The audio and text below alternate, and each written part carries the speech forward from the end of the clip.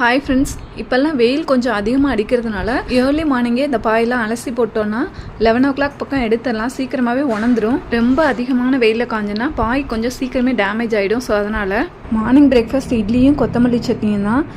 இதுக்கு வந்துட்டு வடை வச்சுக்கிட்டா நல்லாயிருக்கும்னு தோணுச்சு. ஸோ வீட்டில் இருந்து முட்டைக்கோசை இந்த மாதிரி துருவி எடுத்துகிட்டு அதில் கொஞ்சமாக இஞ்சி பூண்டு பேஸ்ட்டு, 2 ஸ்பூன் கார்ன்ஃப்ளவர் மாவு, 1 ஸ்பூன் கடலை மாவு, 1 ஸ்பூன் அரிசி மாவு, கொஞ்சமாக தனி மிளகாய்த்தூள், உப்பு இதையெல்லாம் போட்டு நல்லா பெசரி விட்டுறலாம். இதில் கொஞ்சமாக கருவேப்பிலை தூவி மூடி வச்சுட்டு நம்ம இட்லியை ஊற்றி வச்சிடலாம்.